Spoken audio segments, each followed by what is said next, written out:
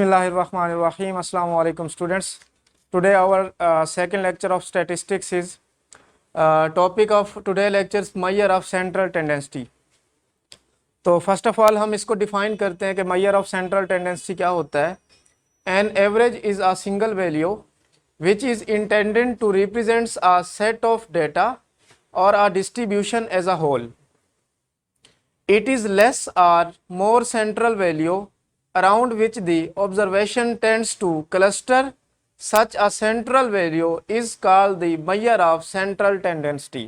अब इसको हम measure of central tendency क्यों बोलते हैं? Because as it indicates the central position of the distributions.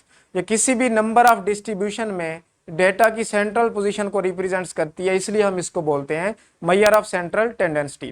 Last lecture में मैंने इसकी कुछ टाइप्स का जिक्र किया था. इसकी 5 टाइप्स होती हैं: arithmetic mean, geometric mean, harmonic mean, median and mod. तो आज के इस लेक्चर में हम डिस्कस करने जा रहे हैं अरिथमेटिक मीन क्या होता है. तो अरिथमेटिक मीन की अगर मैं डेफिनेशन लिखूं,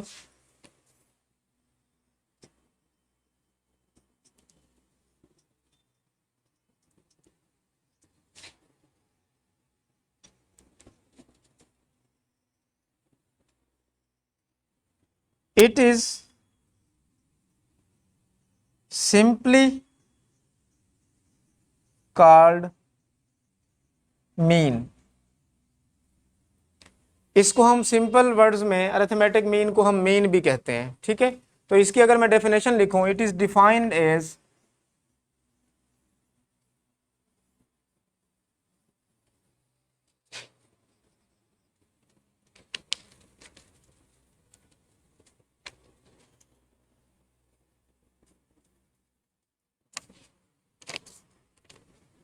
the value obtained by dividing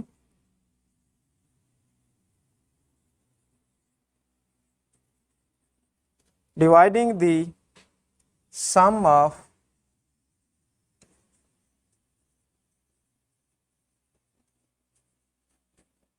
observations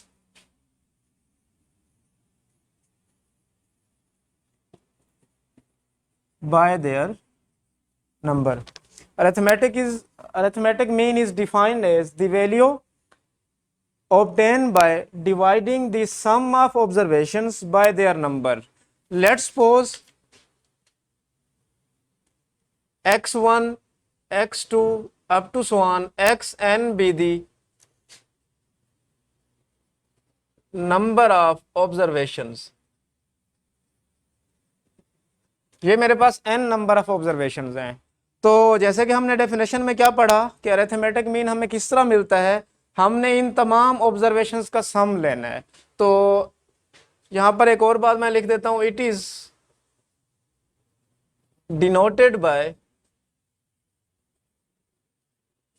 x bar. Arithmetic mean को हम x बार से रिप्रेजेंट करते हैं. तो it means x bar is equal to the sum of observations.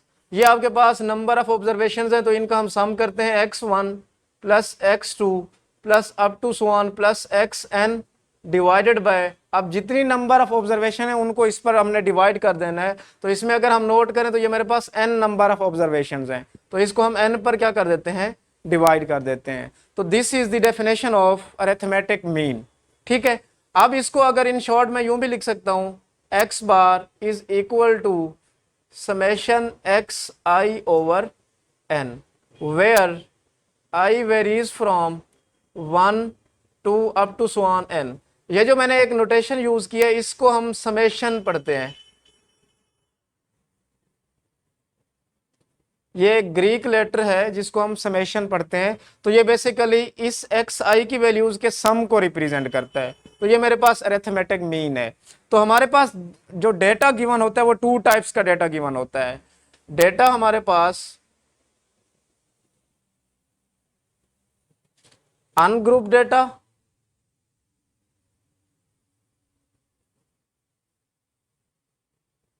And group data.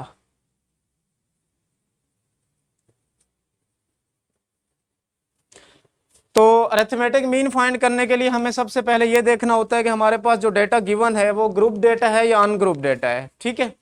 तो अनग्रुप डेटा के लिए अरिथमेटिक मीन का जो फार्मूला हम यूज करते हैं वो हमारे पास x bar is equal to summation x i over n, ठीक है। अनग्रुप डेटा होता क्या है, आपके पास रेंडमली नंबर ऑफ ऑब्जर्वेशंस दी होती हैं। जो डेटा आपको दिया होता है, रेंडमली आपको डेटा दिया होता है, तो आपने उसका अरिथमेटिक मीन कैसे फाइंड करना होता है, जितना भी आपको डेटा गिवन है उस पूरे डेटा का आप सम लें और जितने नंबर्स आपको दिए हैं उस पर आप डिवाइड कर देंगे तो आपके पास क्या आ जाएगा, अनग्रुप डेटा के लिए अरिथमेटिक मीन आ जाएगा, ठीक है।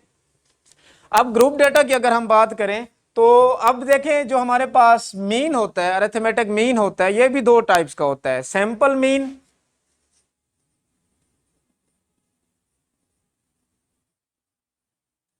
और दूसरा हमारे पास होता है पॉपुलेशन मीन।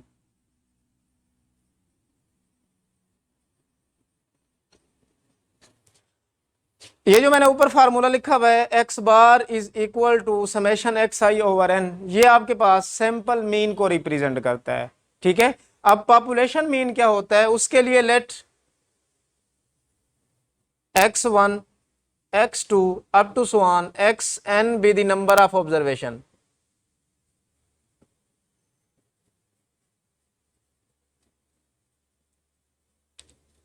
ये हमारे पास capital N number of observations हैं। तो पॉपुलेशन मीन को हम it is denoted by a Greek letter mu.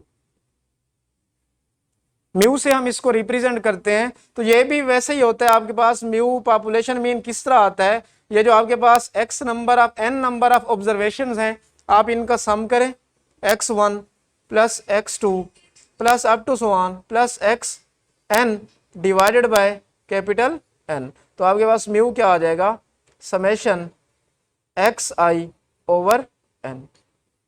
तो ये आपके पास क्या किस चीज को रिप्रेजेंट कर रहा है, ये पॉपुलेशन मीन को रिप्रेजेंट कर रहा है, ठीक है। और ये आपके पास बेसिक डिफरेंस है सैंपल मीन और पॉपुलेशन मीन में, ठीक।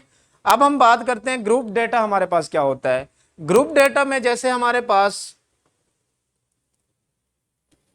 Late x1 x2 up to so on xn be the numbers of observations हैं with corresponding frequencies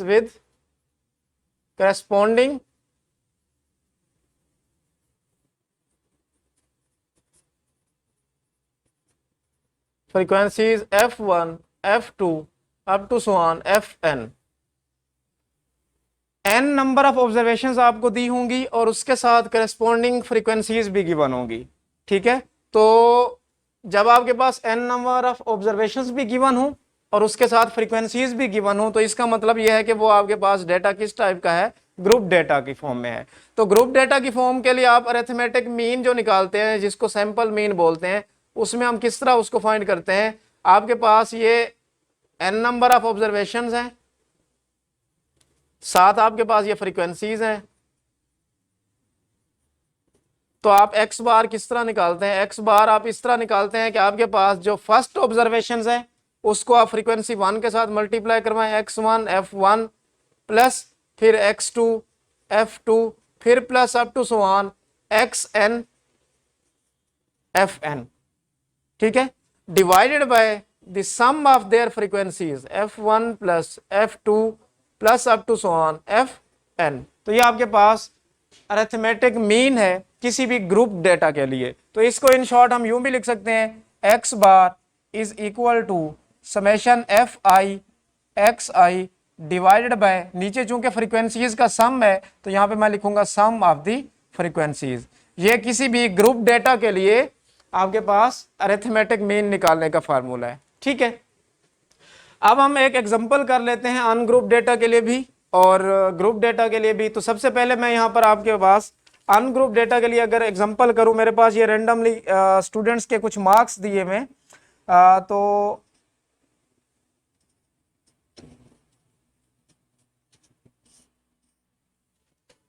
45, 32, 37, 46, 39, 36, 41, 48 एंड 36।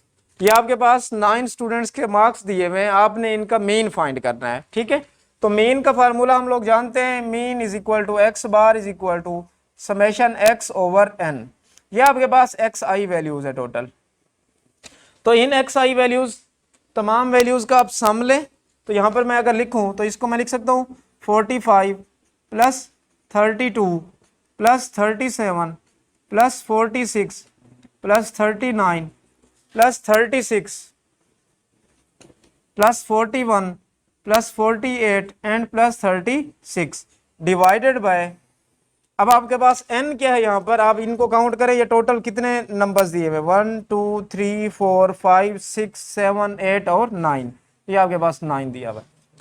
तो ये तमाम स्टूडेंट्स के मार्क्स का आपने सम किया और उनको 9 पर डिवाइड कर दिया। तो इनका जो सम बनता है वो आपके पास बनता है 360 डिवाइडेड बाय 9। तो इट मीन्स एक्स बार आपके पास क्या आ जाएगा 40।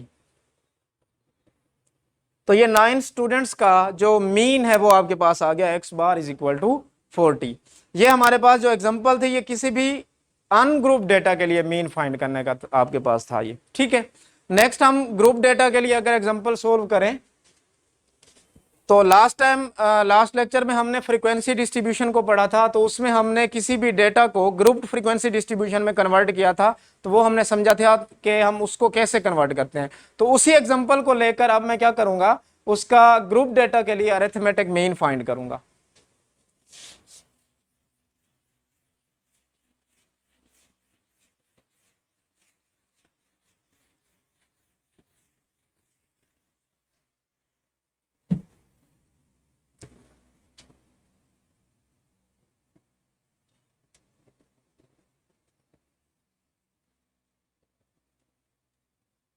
उसमें हमें क्या क्या गिवन था, क्लासेस गिवन थी 65 to 84, 85 to 104, 105 to 124, 125 to 144, then 145 to 164, 165 to 184, 185 to 204। ये मुझे क्लासेस गिवन थी और साथ ही आपको इसमें फ्रीक्वेंसी गिवन थी 9, 10, 17, 10, 5, 4, 5। ये गिवन डेटा होगा आपको। ठीक है, आपने क्या करना है, ये अगर इसमें आप नोट करें, आपको क्लासेस दी हुई हैं और साथ इसकी फ्रीक्वेंसी दी हुई है। अगर तो आपसे वो ये कहे कि आपको ऐसे रेंडमली डेटा गिवन हो, पहले वो आपको कहे कि आपने इसको आपने ग्रुप फ्रीक्वेंसी डिस्ट्रीब्यूशन में कन्वर्ट करना है। तो सबसे पहले आपने, जैसे लास्ट लेक्चर में हमने पढ़ा था, इसको आपने ग्रुप फ्रीक्वेंसी डिस्ट्रीब्यूशन में कन्वर्ट किया था। देन आपने अगर फाइंड करना हो इसका अरिथमेटिक मीन, तो उसके लिए आप देखें अरिथमेटिक मीन का जो ग्रुप डेटा के लिए फार्मूला मेरे पास लिखा हुआ है, x bar is equal to summation f i x i over summation f i. तो इसके लिए आपको एफ आई तो दिए हुए, फ्रीक्वेंसीज दी हुई हैं, एक्स आई आप कैसे फाइंड करेंगे। तो यहां पर एक और कॉलम बनाए आप एक्स आई फाइंड करने के लिए। अब ये एक्स आई कैसे फाइंड करते हैं, x I basically is the mid point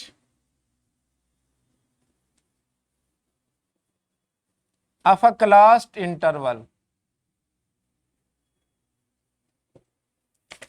ये जो क्लासेस आपको गिवन है, किसी भी क्लास इंटरवल का अगर आप मिड पॉइंट लेते हैं तो आपको एक्स आई मिलेगा।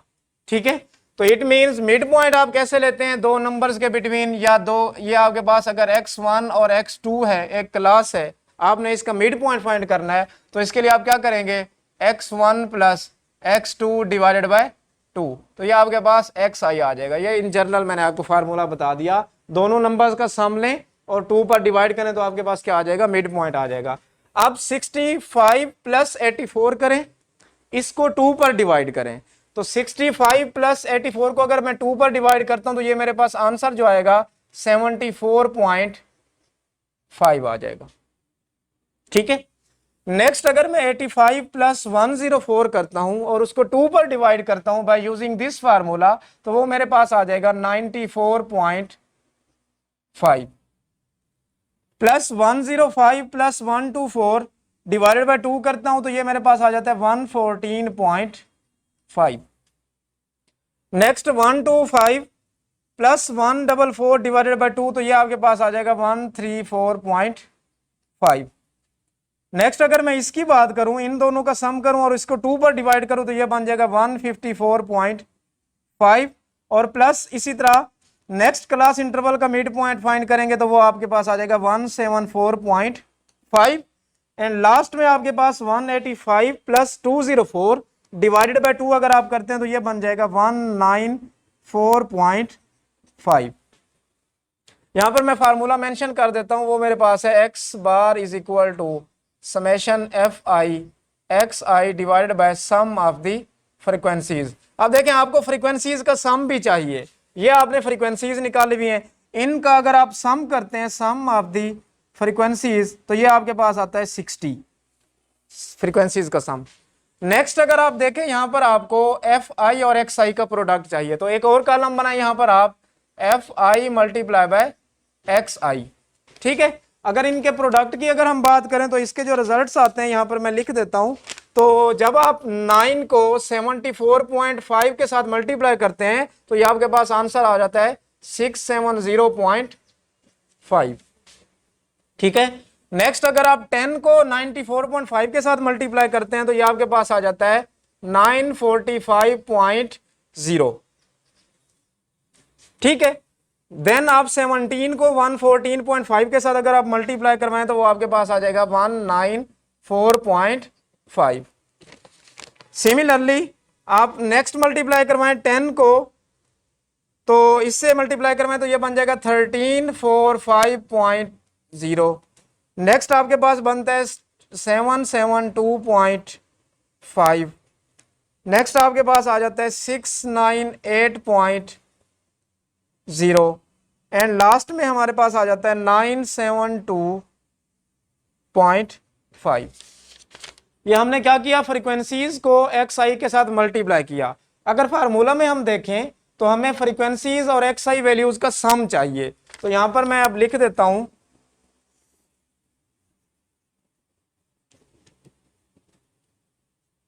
फ्रीक्वेंसीज और एक्स आई वैल्यूज का सम। तो इन तमाम वैल्यूज का अगर आप सम करते हैं तो वो आपके पास बनता है 7350। ठीक है, अब आप एक्स बार निकाल लें तो इस चीज को आप यहां पर पुट करें अगर तो ये बन जाएगा 7350 डिवाइडेड बाय 60। तो एक्स बार आपके पास क्या आ जाएगा 122.5। ये आपके पास अरिथमेटिक मीन आ गया किसी भी ग्रुप डेटा के लिए। ठीक है, तो इसमें हमने क्या किया, हमें ये दो चीजें गिवन थी, क्लासेस और फ्रीक्वेंसी हमें गिवन था। तो अब आपने अगर अरिथमेटिक मीन निकालना था ग्रुप डेटा के लिए, उसके लिए आपको एक्स आई चाहिए था। अब एक्स आई बेसिकली क्या है, x I is the mid point of a class interval. किसी भी क्लास इंटरवल का मिड पॉइंट लेंगे तो आपको क्या मिलेगा, एक्स आई मिलेगा। तो अब मिड पॉइंट लेते कैसे हैं, ये आपके पास x1 से x2 एक क्लास है, तो मिड पॉइंट के लिए आप क्या करते हैं, x1 प्लस x2 करें और उसको 2 पर डिवाइड कर दें, तो ये आपके पास क्या आ जाएगा, इसके तमाम क्लासेस के लिए हमने मिड पॉइंट्स निकाल लिए। मिड पॉइंट्स निकालने के बाद हमने क्या किया, फ्रीक्वेंसीज और x को, जो आपने मिड पॉइंट्स निकाले हैं उनको फ्रीक्वेंसीज के साथ मल्टीप्लाई करना है, चूंकि फार्मूला हमारे पास ये है। इनको मल्टीप्लाई कराने के बाद हमें इनका सम चाहिए, ये हमने इनका सम ले लिया, इसी तरह फ्रीक्वेंसीज का भी सम ले लिया, तो ये आपके पास क्या बन जाएगा 7350। इसको आप डिवाइड करें 60 पर तो आपके पास एक्स बार क्या आ गया 122.5 ग्राम्स। अब ये ग्राम्स में मैं क्यों लिख रहा हूं, चूंकि मेरे पास ये जो नंबर ऑफ डेटा पॉइंट्स हैं जिनकी हेल्प से हमने क्लासेस बनाए थे वो हमें 60 एप्पल्स दिए हुए थे और इन ग्राम्स की फॉर्म में दिए हुए थे वो हमें। ठीक है, तो ये आपके पास एक्स बार क्या आ गया 122.5 ग्राम्स। नेक्स्ट इसमें हम एक और डेफिनेशन डिस्कस कर लेते हैं।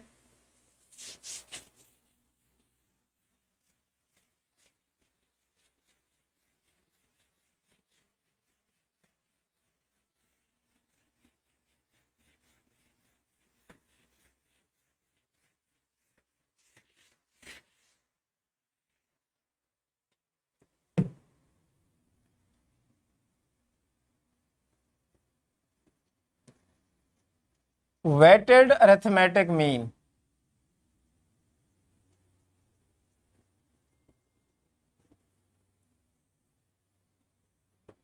अब वेटेड अरिथमेटिक मीन क्या होता है? वेटेड अरिथमेटिक मीन सिंपल वैसे ही है जैसे आप लोगों ने अरिथमेटिक मीन निकाला किसी भी ग्रुप डेटा के लिए। यहां पर मैं लिख देता हूं late x1 x2 x3 up to so on xn be the numbers of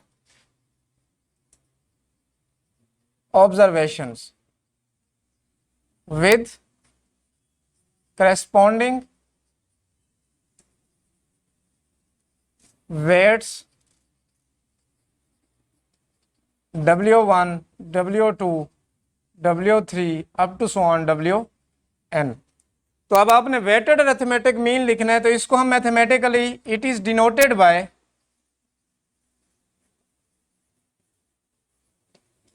x bar w। Weighted arithmetic mean को हम इस तरह रिप्रेजेंट करते हैं, ठीक है। तो ये अब आपके पास फार्मूला कुछ यूं बन जाएगा, x bar weighted arithmetic mean is equal to x1 को आपने वेट 1 के साथ मल्टीप्लाई करवाना है, x1 w1 plus x2 w2 plus up to so on xn wn divided bye.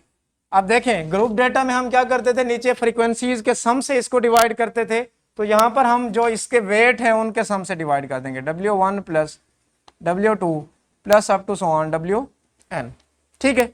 तो आपके पास ये आ जाएगा weighted arithmetic mean is equal to sum of xi wi divided by sum of their weights. ये हमारे पास क्या आ जाता है, वेटेड अरिथमेटिक मीन। नेक्स्ट इसमें हम इसके भी एक एग्जांपल कर लेते हैं। वेटेड अरिथमेटिक मीन फाइंड करने के लिए, तो इसमें हम अगर देखें, ये हमें कुछ आइटम्स दिए हुए, food, rent, clothing,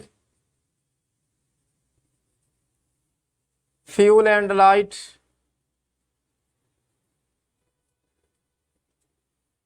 other items. साथ में इनके अखराजात, एक्सपेंडिचर्स, और साथ में इनके वेट दिए हुए, ठीक है। तो अगर इसमें देखें, फूड आपके पास 290, 54, rent, clothing 98, fuel and light 75, other items भी 75 हैं, और इनके वेट दिए मैं आपको 7.5, 2.0, 1.5, 1.0 एंड 0.5। ये अगर आप देखें ना, आपके पास आपको x1 चाहिए और w1 चाहिए वेटेड अरिथमेटिक मीन में। वेटेड अरिथमेटिक मीन में ये आपके पास x वैल्यूज हैं और ये आपके पास वेट है, ठीक है।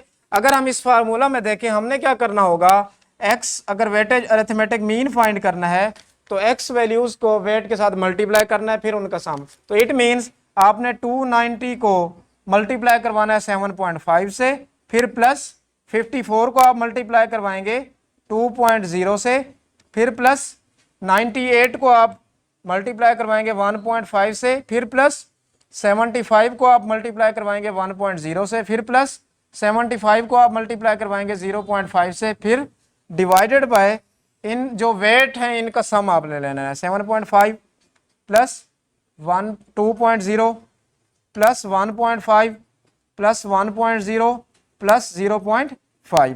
तो ये आपके पास अगर आप इन तमाम वैल्यूज को मल्टीप्लाई कराने के बाद इनका सम करें तो ये आपके पास बनता है 254.2.5 डिवाइडेड बाय 12.5। इनके वेट्स का जो सम बनता है ये बनता है, ठीक है। इसको डिवाइड करने के बाद हमारे पास आंसर क्या आ जाता है, 203.4। तो ये मेरे पास वेटेड अरिथमेटिक मीन आ गया है। तो डियर स्टूडेंट्स, आज के लेक्चर में हमने मेजर ऑफ सेंट्रल टेंडेंसी की डेफिनेशन को डिस्कस किया और उसकी फर्स्ट टाइप अरिथमेटिक मीन को डिस्कस किया है। अरिथमेटिक मीन को हमने किसी भी ग्रुप डेटा के लिए भी डिस्कस किया है और अनग्रुप डेटा के लिए भी डिस्कस किया है। नेक्स्ट हमने वेटेड अरिथमेटिक मीन को डिस्कस किया है, तो इनकी हमने एग्जांपल्स को भी डिस्कस किया है। तो आप इस लेक्चर को सुने, अगर आपको कहीं पर कोई प्रॉब्लम आ रही है तो इंशाल्लाह हम इसको डिस्कस करेंगे। तो नेक्स्ट लेक्चर में हम इसकी सेकंड टाइप को डिस्कस करेंगे, ज्योमेट्रिक मीन को।